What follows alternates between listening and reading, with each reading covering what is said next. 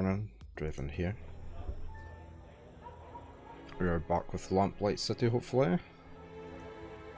Get that up on our screen. There we go. Just check everything looks okay. I'll just see if my stream's actually working, because we've got a new router.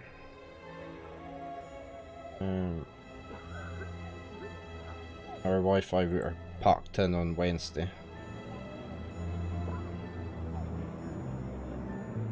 And, the new one arrived yesterday, late yesterday afternoon.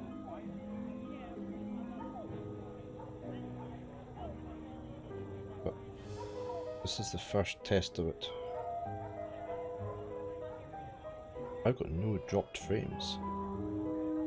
Highly unusual.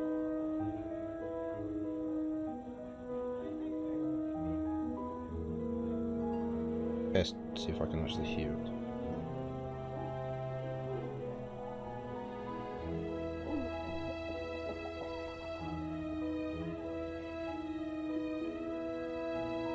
But everything looks okay.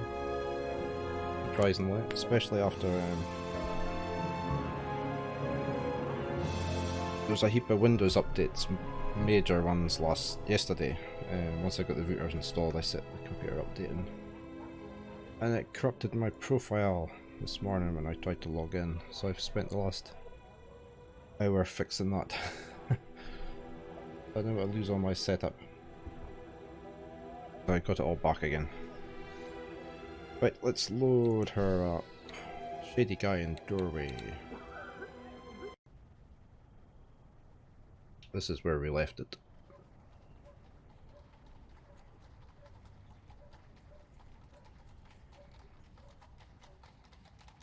I'm surprised there's no dropped frames. Not today. What we've got? We've got way home. We've got a shady guy. Can't go up there. We'll talk to the shadowy figure.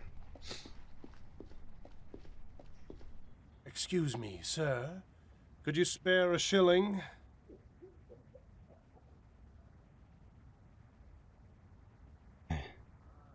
Here you are, my good man. You always were willing to help the less fortunate, weren't you? But perhaps you should start thinking about helping yourself. I beg your pardon? Just look at yourself. I may be a beggar, but even I feel sorry for you. Your voice. I've heard it before. Yes, that's right. I'm your biggest failure. What are you talking about? Come now, Miles, you're not completely stupid. You think finding and catching me is going to make things better?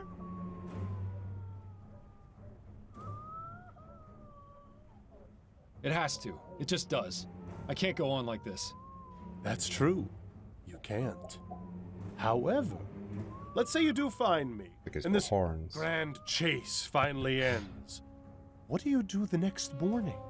You still have a dead partner, no real job. Your wife knows you've been keeping things from her. Even if you solve 100 cases, it won't relieve that empty feeling inside. What's your point? I'm all you've got, Miles. Once I'm gone, there'll be nothing left. So just admit it. You don't want to find me. Not really.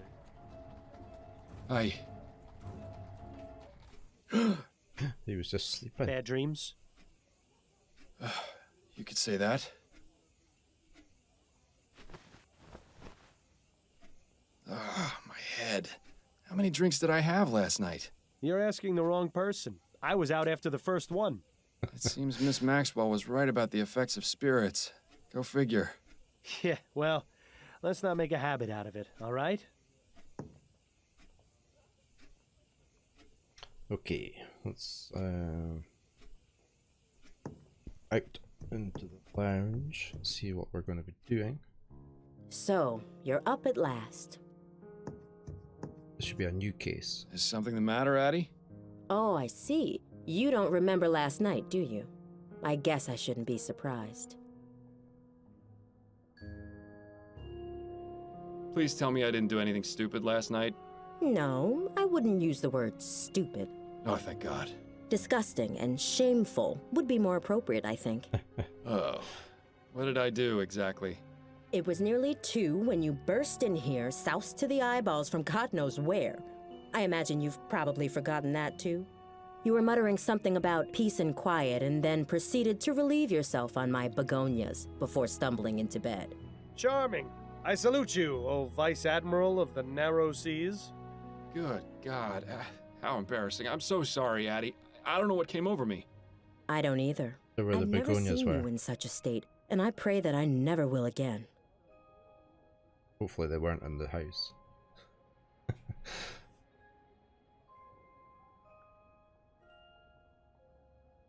I just bit off more than I could chew last night. I promise you, it won't happen again. What possessed you to go out and get so drunk anyway? I decided to stop taking the soporific. It was interfering with my ability to focus on cases. I thought perhaps having a drink or two would help me sleep, and I got a bit carried away. I see. Well, I'm at least glad you've stopped taking that terrible medicine. But trading it for alcohol? This had better really be a one-time occurrence. Anyway, you got another message from Upton. It's there on the table, Yay, if you're feeling Lucas. fit for the world now. Let me just check my art and chart because I don't think it's.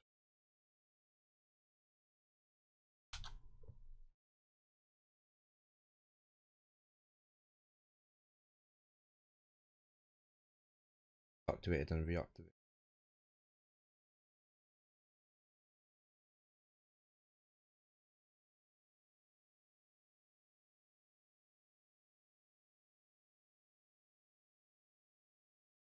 Say hello, just like that. Right, let's get back. Let's have a read of this note.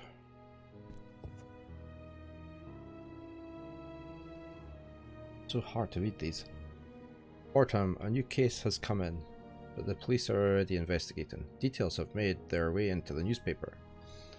I won't be able to meet you at the Ryron. So here are the details. The deceased is Desiree Lathan. Her apartment is at 840 Right Way. Good luck. See Upton. Huh. What does Upton say this time? That she can't meet me, and that I should go straight to the scene of the crime. I wonder if that means the police have started to suspect that she's giving you these cases. She also says news of this case has been made public, and the police are already investigating. Have you heard of Desiree Lathan? Yes, there's something about her in today's paper. I didn't read the article, though. Where's the crime scene? 840 Right Way. It's not too far from here, thankfully. You're sure you're feeling up to this today? I'll be fine. The mental exercise will get me back to normal in no time. Document added. Or note. So I read of the paper.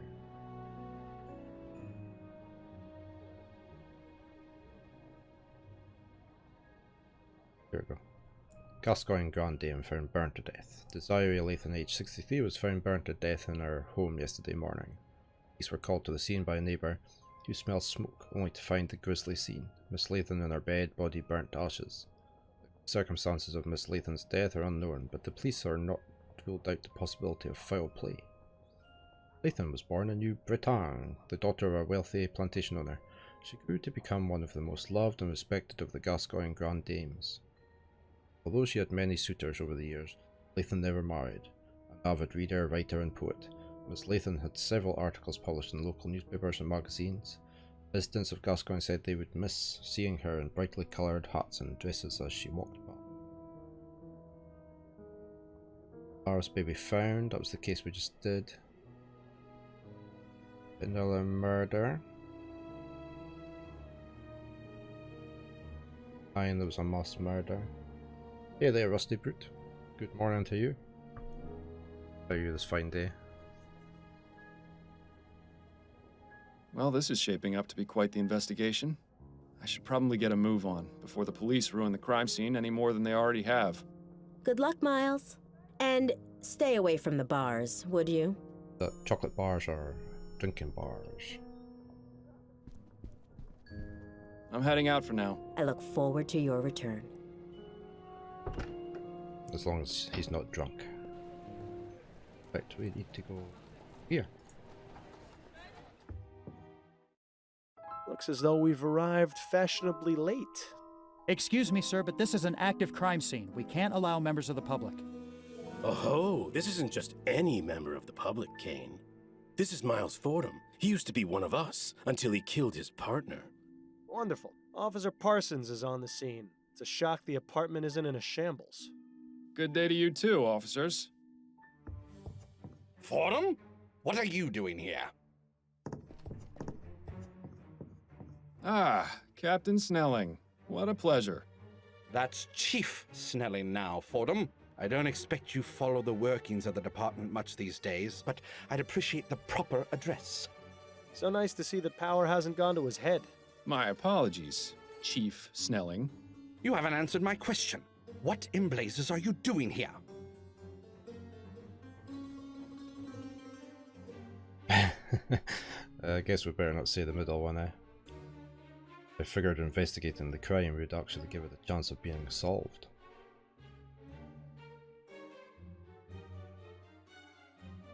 I'll go for the first one. The story was front page news. I couldn't resist coming to have a look for myself. There's no respect for police business anymore, damn meddlers. This is an active crime scene, Fordham. Leave the premises immediately.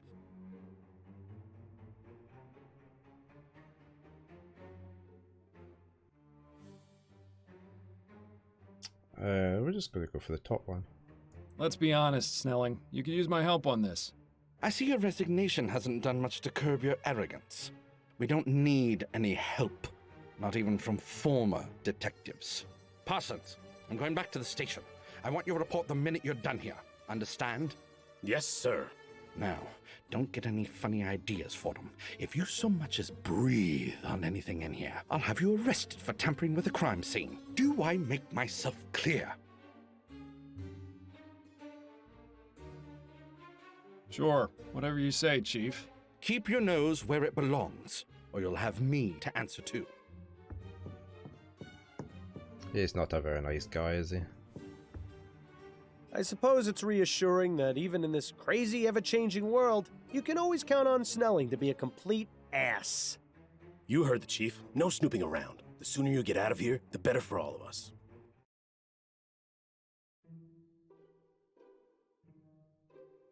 Okay, we have a letter. An invitation to the Gascon Grand Dame's Ball. It seems it was held 2 nights ago at the Gascon Supper Club. Might be worth looking into, seeing as it's our only lead right now. Okay, we have an objective. You have to hand it to her. Miss Lathan certainly had a unique taste in fashion. I bet you could see her coming a mile away. Definitely too young to be Miss Lathan. Perhaps a relative? We could talk to Parsons. There's a book here. No title. I doubt it's a diary. People rarely leave those things laying out in the open. Can't have a look at it. Judging by these books, Miss Lathan was quite the fan of poetry. Let's just hope her taste was better than Madame Dupre's. Oh yeah, her poetry was dreadful. The bedroom is probably full of clues. We need to find a way to get in there. Talk to Parsons. Excuse me, Officer Parsons. Clear off, Fordham. The chief doesn't want you here, and neither do I. You aren't on the force anymore, so you've got to respect the rules, just like every other citizen. He'd be respecting my fist if I were alive, believe me. I'm not trying to cause any trouble. I just want to ask a few questions. Well, if it will get you to leave faster. What can you tell me about Desiree Lathan? Nothing. Because you don't know? No, because I'm not going to betray Chief Snelling's orders and divulge that information to the public. Come on, Parsons, you know me. What harm would it do to tell me just a little bit? Do I have to state the obvious? If it were up to me, you'd be in jail for murdering an officer. I wouldn't make such claims without knowing the facts, Parsons. It could get you in serious trouble. It'd be a real tragedy to see your career cut short and you back in the workhouse polishing airship rivets. You don't scare me, Fordham. Rest assured, the feeling is mutual. Crime scene. Have you made much progress on this investigation? Did you not hear me the first time, Fordham? Drop it before I have to arrest you for interfering with a police investigation. I hope the stream's running okay after all the hassle getting up and running again this morning. For Microsoft's last update. You're looking well these days, Parsons. What's your secret? Secret? I don't know. Maybe something about getting a good night's sleep without blood on my hands does wonders. How long has Officer Kane been on the force? I'm not one to gossip, Fordham. That's only the second most hypocritical thing I've heard today. Ask him yourself if you're so interested. He might tell us something else than the younger officer. Why was Chief Snelling here anyway? He's the chief of police, and this is an official investigation. It doesn't take a grand leap of logic. Yes, but the Chief of Police never bothers with a crime scene unless it's of great importance. Your point? Does that mean this crime scene is, in fact, of great importance? You're the investigator, Fordham. I'll leave you to work that one out. That's all I wanted to know. Good. But let's talk to Kane. Begging your pardon, officer. Yes, what is it, sir? Nice beard. Is there anything you can tell me about Desiree Lathan? I'm afraid not. You don't for have that, clearance in this investigation. And there's nothing I can say to convince you otherwise? My superiors would be very upset if they knew I was breaking the rules. I'm sorry. I think the operative phrase in this instance is if they knew. We need to find a way to get Parsons out of here. Maybe we should visit Upton at the station. We've got a second objective. How long have you been on the force, officer? 2 months, sir. And how's it treating you so far? This is where I was meant to be. That's good to hear. Parsons mentioned you used to be a detective? I was, yes, for 15 years. It wasn't always easy, but I loved every minute of it.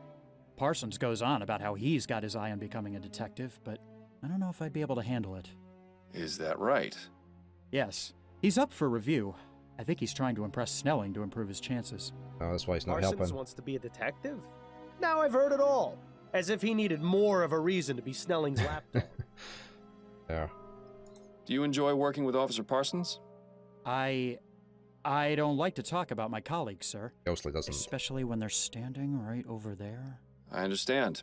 Perhaps this isn't the right time to be asking. Talk to him later then.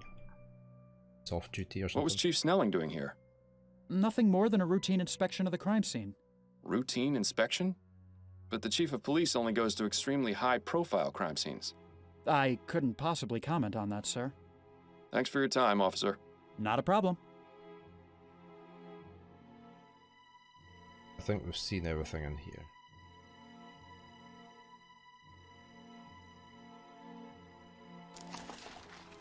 Message from up. That was the original message.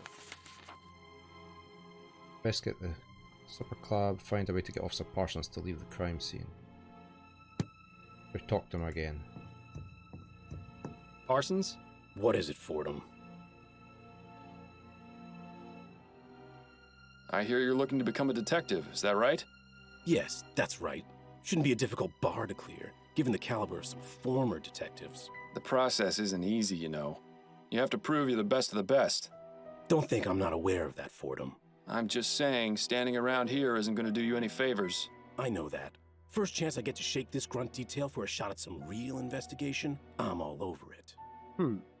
Parsons' eagerness might be something we can use It to our could advantage. That's all I wanted to know. Good.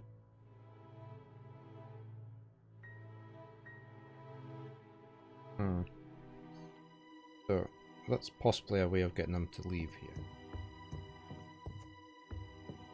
We'll visit one of the other places. We'll just go to the...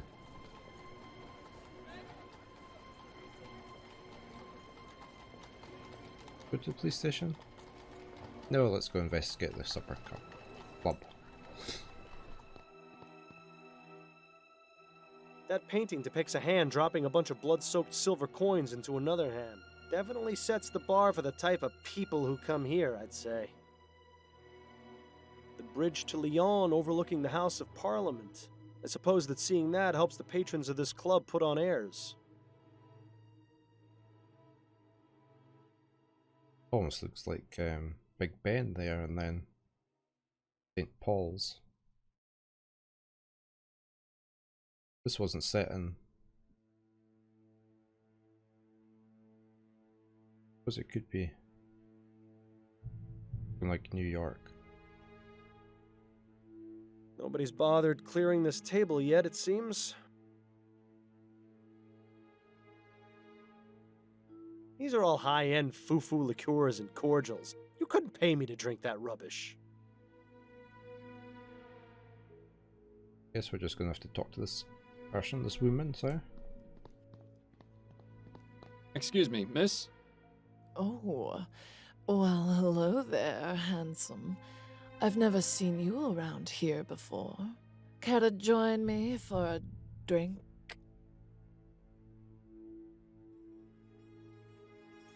Thank you, but I'm on duty. On duty? What are you, a cop? Force of habit.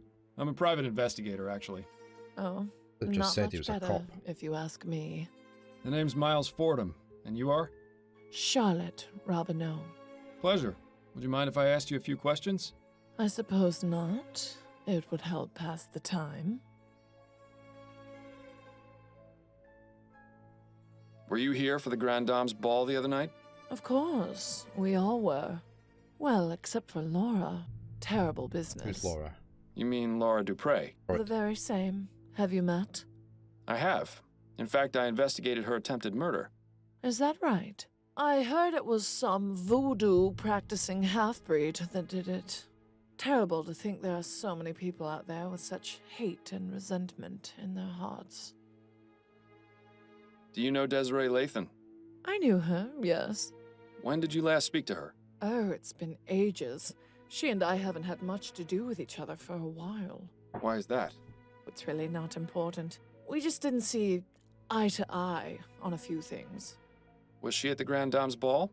Yes, she was. Drinking up a storm, as usual. Desi really knew how to enjoy herself. How much did she drink? Oh, I don't know. She used to outmatch me, and I can handle quite a bit. Hi, Baron.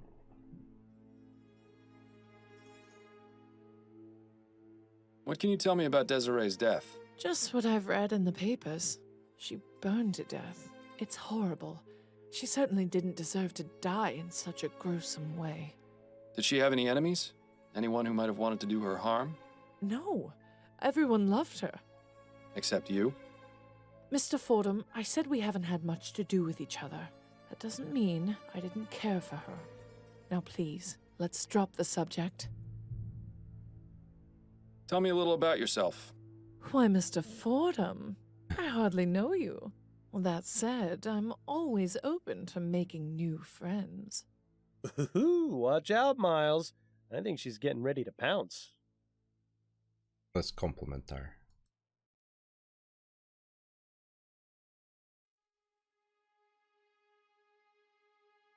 Can I just say you've got the most radiant smile I've ever seen? Oh, why, that's very sweet of you, Mr. Fordham. It's true.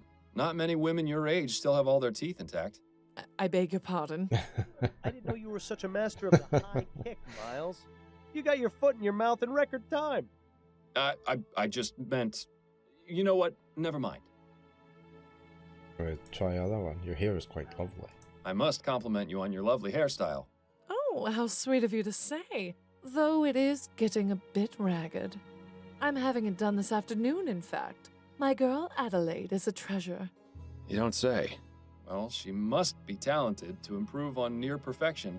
Oh, such a flattering tongue, Mr. Adelaide, Fordham. that's not his husband. She's a hairdresser. Maybe we should just leave it at that. You've really got a great sense of fashion and style. All the other Grand Dames must be jealous. Oh, you. Thanks for your time. I'll let you get back to your drink. Thanks, sweetheart. Oh, she likes this. Right, not much here really. So we've probably just got the police station we can go back to, or we can go talk to our wife.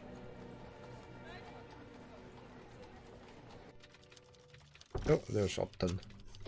I didn't imagine we'd be coming back here in this lifetime. Fordham, have you solved the case already? Don't I wish? I haven't even gotten started. Well, I'm here if you need anything. Just be sure not to let Snelling see you. Is he back yet? He arrived a few minutes ago. I expect he'll be sequestered in his office today, so you shouldn't have to worry too much. Good to know. Prime Minister Atwood, watching over the department with his signature scowl. This then. Oh, we don't get to talk to him. I don't think I've ever seen anyone reading those books. I'm half convinced they're purely decorative. The old Jack and Stars. Sure was nice when that sign didn't apply to us. So we could go through there.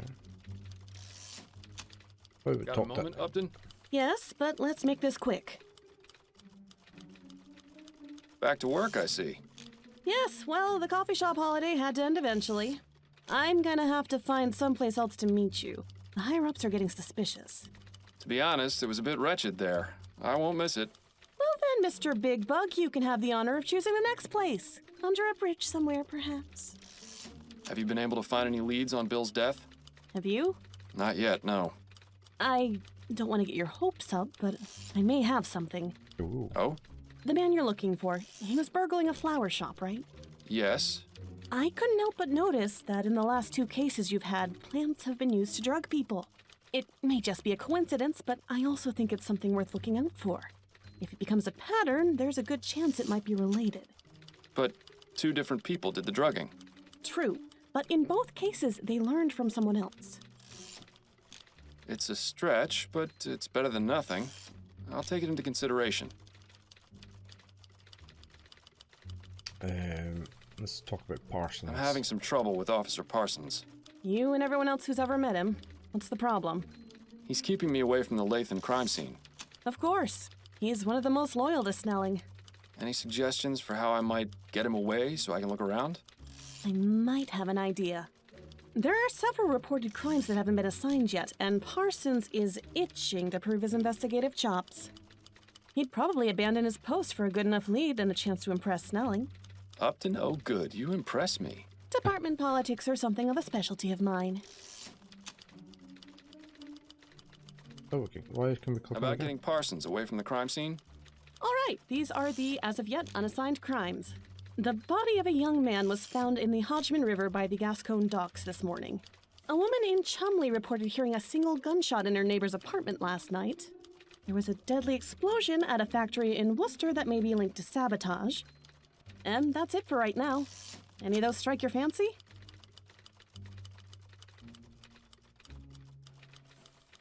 Let's try the docks. Tell me more about the body found at the docks. An unidentified man in his 20s was found in the river near the docks. The dock worker who reported it said that the body was bloated and decomposing. It must have been in the river several days. Dr. Edwards performed a post-mortem and determined the cause of death to be a blow to the head. I see. Certainly leaves a lot of questions. Do you think Parsons will be interested?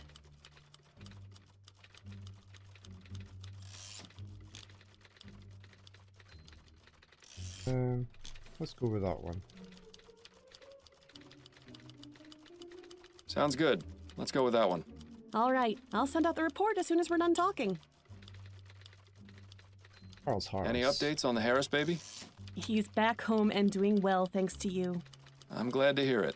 You did an impressive job. I admit I was a bit concerned about how you'd fare after months of taking it easy. But I suppose detective work is like riding a bicycle. It's a guaranteed way to end up with a broken arm. Mass murderer. I see the Gazette has caught wind of this supposed mass murderer. Yes, Snelling has been positively fuming about it. Between that and the Lathan case being publicized on the same day, it's been a nightmare for the department. Any idea how they got the information? I don't think anyone in the department has spoken to the press. Maybe they just have some very good reporters. So, is it serious? Should we be concerned? 3 murders is nothing to sneeze at, but all the victims have been men in Chumley.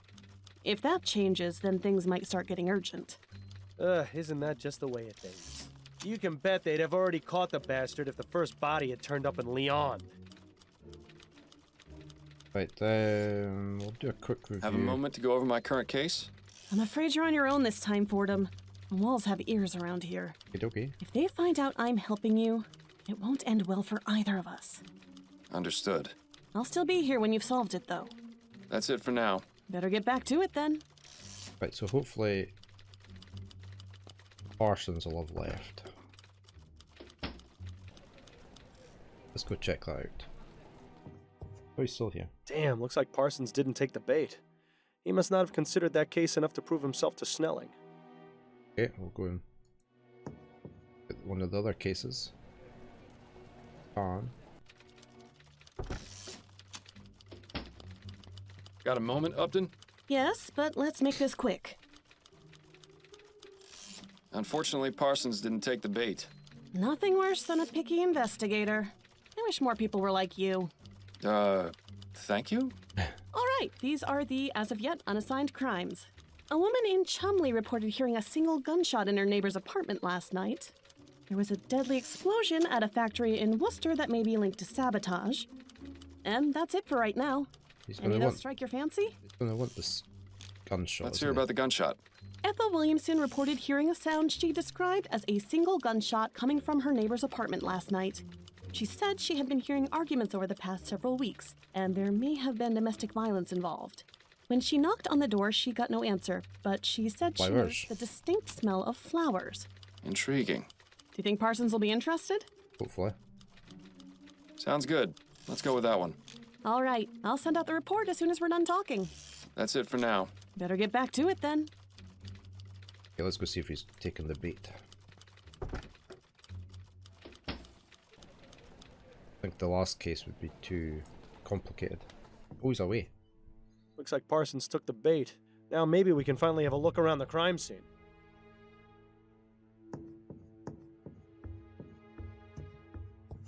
Begging your pardon, officer. Yes, what is it, sir? Is there anything you can tell me about Desiree Lathan? I couldn't really say. Come now, I'm trying to help this investigation. Any small detail would be useful. Well, I haven't really looked over the crime scene too much. It's rather gruesome, you see. Is the body still here? Yes, what's left of it at any rate. Miss Lathan was only identified by the tattoo on her foot. I see. Has there been much progress here? Snelling and Parsons examined the scene, that's all I know. Do you think I might have a look, now that the initial investigation's been conducted? I'm afraid that's out of the question, sir. I have my orders. Officer Kane, I'm trying to aid this investigation. There may have been something overlooked by the others. If Parsons were to catch you, my career would be over. Trust me, he won't be back for some time. I swear on my honor as a former member of the New Britannia Police. All right. I suppose you can go in for a moment, but please be quick about it. Thank you, Officer Kane. I promise this will stay between us. I just love rookie officers. They're so gullible. I once got one to shine my shoes for a week after convincing him it was department policy. Good times. He looks like an actor. One that played Codfile. I can't remember his name. Do you enjoy working with Officer Parsons? If I'm being honest, he can be a bit much sometimes. Trust me, you're not the only one who feels that way. I didn't have much interaction with him when I was a detective, but the few times I did weren't very pleasant. I could tell he doesn't seem to care much for you.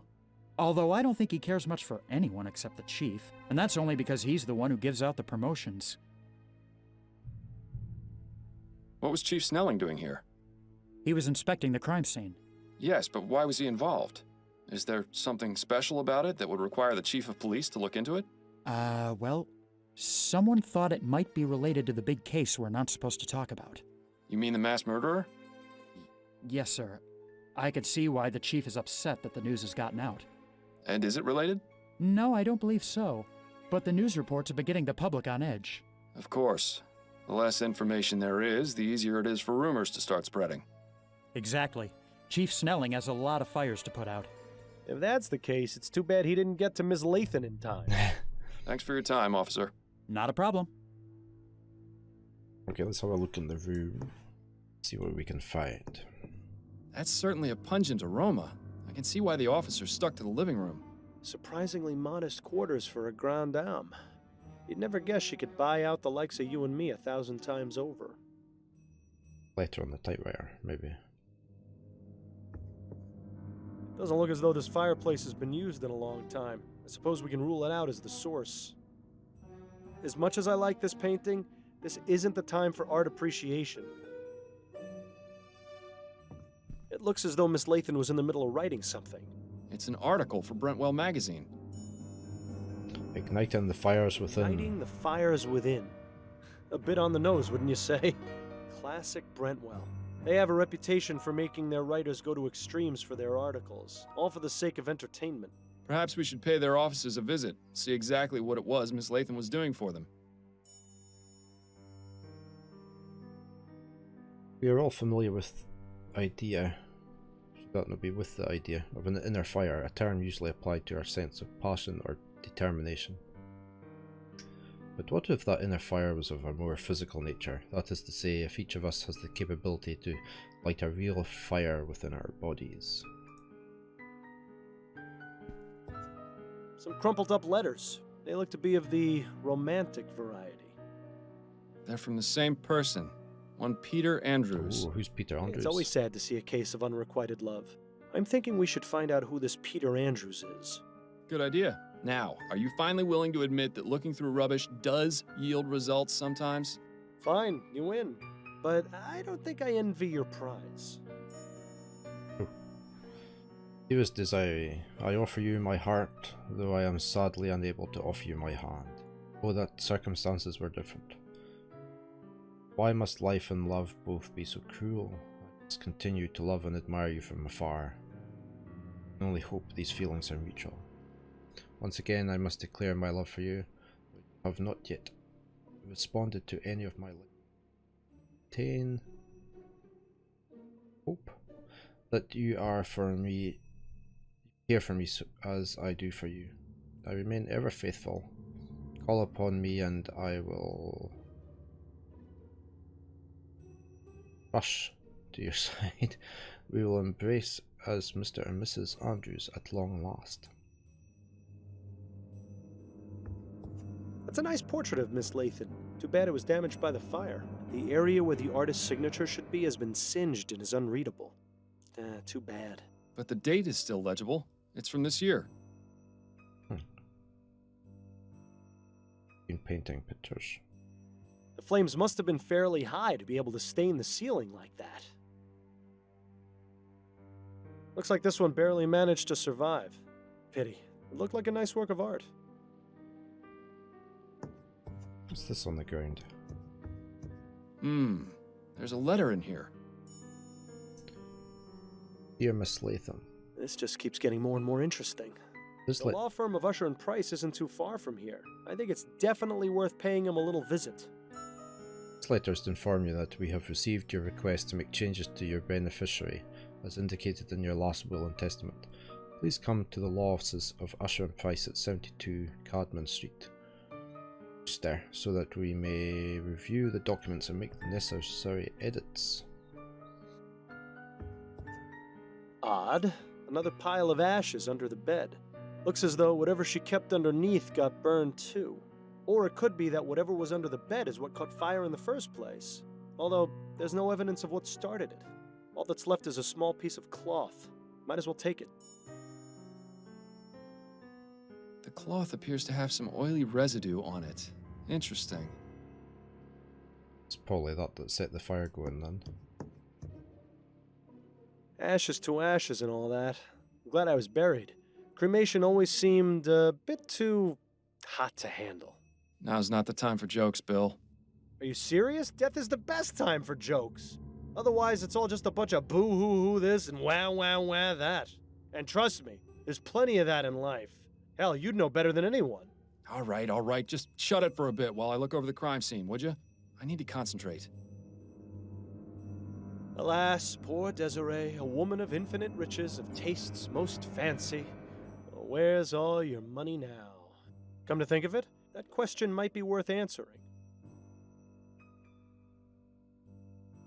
Ugh, greasy, fetid, stinking ashes. Who knew the human body was capable of producing such a disgusting byproduct? I'm surprised the coroner hasn't taken the body away yet. Probably because there isn't much of a body left to take. Either that or Dr. Edwards knows better than to deal with something like this. That's extremely unlike him. He'd jump at the chance to examine this body. Perhaps we should allow him the pleasure. I hope you're not suggesting what I think you're suggesting. Take the body. I don't think Desiree will be able to give us a hand with this investigation. Phil? What? I thought it was funny. There's a tattoo on her ankle. It says, "Dancing through life." Hate to break it to her, but that dance is over. This one's clean. Well, aside from the fact that the rest of the leg is burned off. Huh? You know? Go in. Right, so we're taking the body, are we? Miles, do you really want to go carrying around those stinking ashes in your pocket? It'll take ages to get the smell out. Good point. I'll need to find something to carry them in.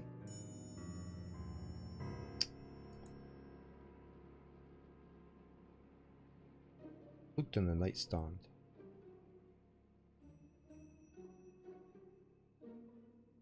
Can't just take the bin. Nothing else of interest in there.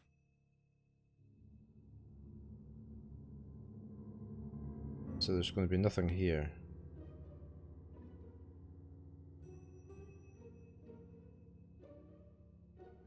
Something out in this other room. Was there someone else in the room just now? I thought I heard you talking. Oh, no. It's just sometimes I think aloud when investigating crime scenes. I see. Good save. We don't need any more police officers thinking you're insane. Can't take the vase.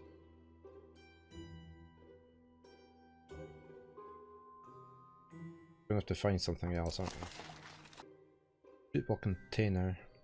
Need to speak with the attorney and visit the offices.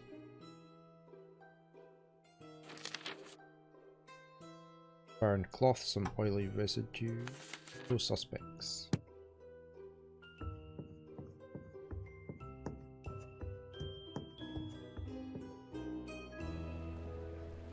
It's the lawyer. No, it's the mag. Oh, where's the lawyer? Oh, there.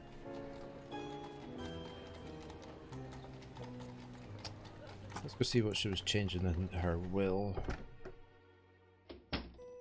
Good afternoon, sir. Welcome to the law offices of Usher and Price. May I help you? Yes, good afternoon. My name is Miles Fordham. I'm a private investigator and I'm looking for Jonas Usher. Oh, I'm sorry, sir, but Mr. Usher is not seeing anyone today.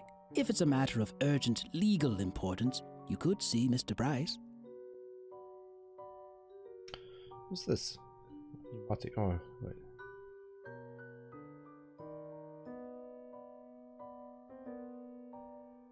The plaque says it's a portrait of Thomas Usher. Looks like a real go-getter.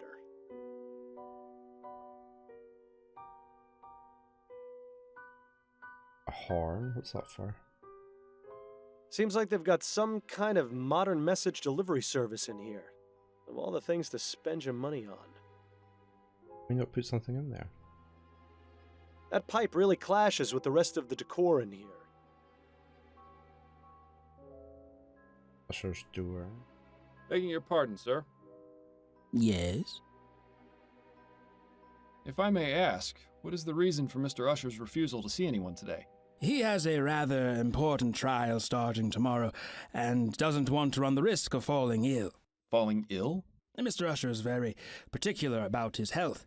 Very particular. I see.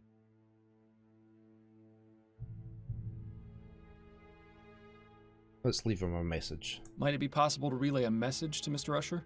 Yes, you can leave a message or calling card with me, and I'll make sure Mr. Usher gets it. Perhaps Mr. Usher will see me when he sees this. Oh, what's that? A letter from Mr. Usher to his client, Desiree Lathan. What? That's private correspondence.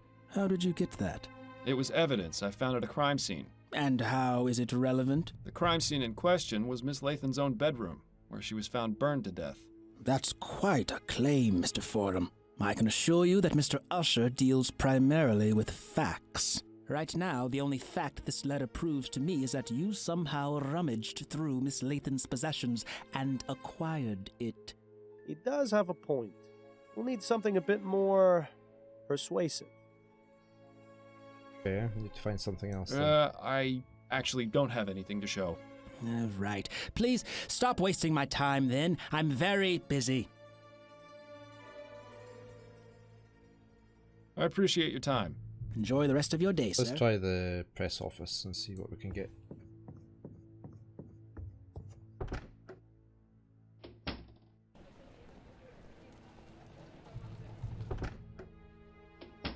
Ah, hello there. Are you here to drop off an article? No, actually, I'm a private investigator. The name's Miles Fordham. How exciting. You must have so many interesting stories. You could say that, yes. Please, come in, come in. I'm Alan Brentwell, owner and publisher of Brentwell Magazine. Pleasure to make your acquaintance.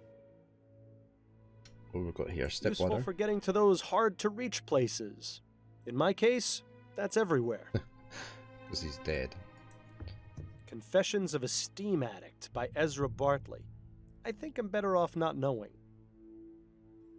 For Whom the Bell Almost Tolled by Suki Snobs. Fascinating stuff. For the publisher of a sensationalist rag, Brentwell is awfully well read. Assuming he actually has read all those books, of course. Probably not. There. Empty. Too bad. Brentwell has a front row seat to all the horrible things he might want to write about in his magazine. I can only begin to imagine how many lurid and salacious articles are kept in those cabinets. Can't look in there. Guess we'll just have to talk to him. I have some questions for you, Mr. Brentwell. Wonderful! It's so seldom I get to answer questions.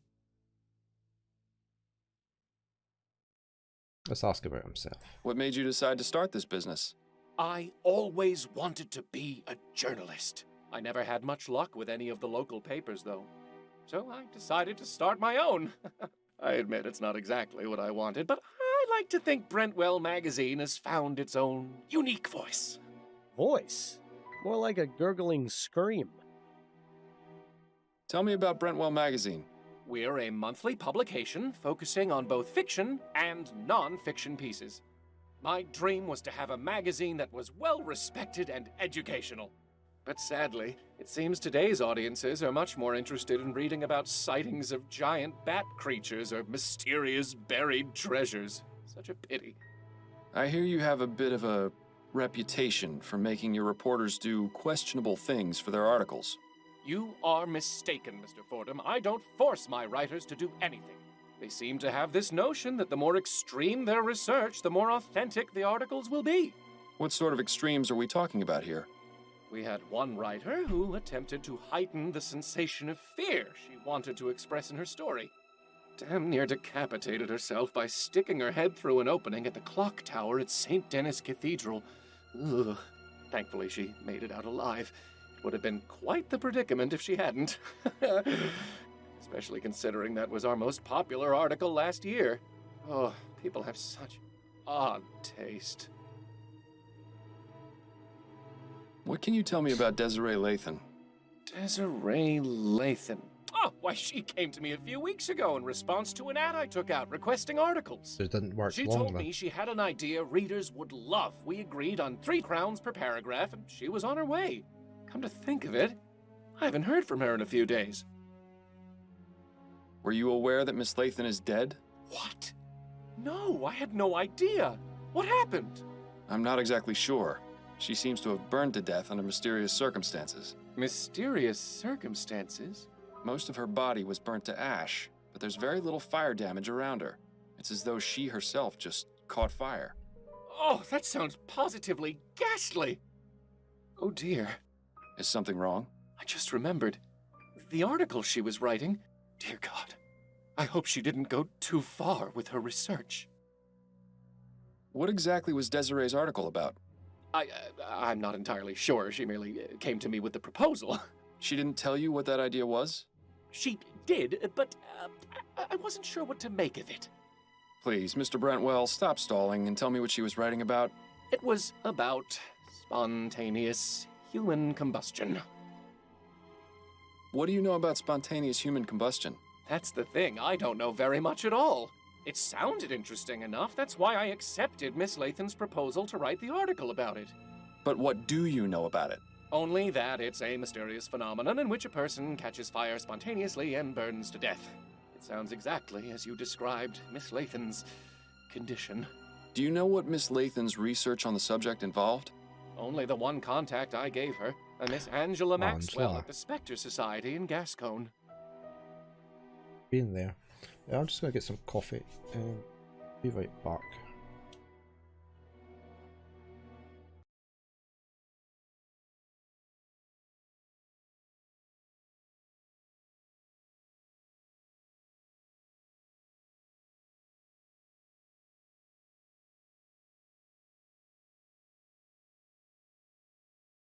Back again. Sorry, it took a bit longer. I had to go check a few things and get something for my head because it's a bit sore. The Specter Society, huh? I shouldn't be surprised to hear that name again. Are you a member? Actually, I am. Then I suggest you do some research there. There's bound to be something relevant in that curious library of theirs. Thank you. Perhaps I will. Thanks for your time, Mr. Brentwell. The pleasure is all mine. Definitely a book about spontaneous combustion there, because I remember looking at it last time. I think we'll go there. Oh, wrong place. I remembered that it was down there. It's here. Welcome back, Mr. Fordham. Have a look at these books. There we go. This all sounds strangely familiar, but spontaneous human combustion can't be real, can it? Then again, sometimes the simplest explanation is the correct one. Spontaneous human combustion is a highly controversial subject, but remains popular among scholars and aficionados of the occult and unexplained. The term refers to death from a fire originating without any apparent source of external ignition. The fire is believed to start within the body of the victim. The 1923 book Medical Jurisprudence states the commonalities in recorded cases of spontaneous human combustion, including the following characteristics. 1. The victims are chronic alcoholics. 2. They are usually elderly females. 3. The hands or feet usually fall off. 4. The fire has caused very little damage to things around the body. 5. A residue of greasy and fetid ashes is left behind. Most physicians and investigators strongly believe that spontaneous human combustion is a product of alcoholism. Let's see what Angela's got to say. Did I ask you about some things, Miss Maxwell? Certainly, darling. Are you familiar with a woman named Desiree Lathan? Yes, she came to see me just last week. She told me she was doing research for an article she was writing for Brentwell Magazine. What sort of research? She asked me a few questions and looked at my books. That was all. She wasn't here for very long. And what was she researching? Something about spontaneous human combustion, I believe. What can you tell me about spontaneous human combustion? I'm not overly familiar with the subject, but I do have a book about it on the shelf back there. You are welcome to look at it if it will help. I may, but I'd like to know what your understanding of it is. Well, I believe it is when the human body inexplicably catches fire and burns. It usually occurs among elderly women who drink to excess, and very little fire damage is caused around the body. That's really all I know, darling. It's not a very agreeable subject for study now, is it? Did you know that Desiree Lathan is dead? What? My God, no. I didn't. What happened to her? She was found burned to death in her bed. How awful. Do you have any idea how this may have happened? There are a number of possibilities, but if she was in the middle of researching spontaneous human combustion, and then to have this happen, it can't be a coincidence. Are you suggesting she herself was a victim of spontaneous combustion? One need only compare the circumstances of her death with the facts, darling. She can't be serious, can she? She obviously is. Thank you for the information. It was very enlightening. It was my pleasure, darling. So what did we get there?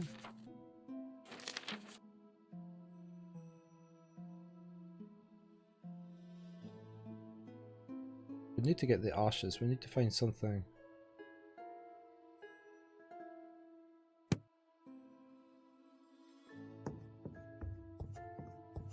I'll be going now. May the spirits guide you to that which you seek. Get something.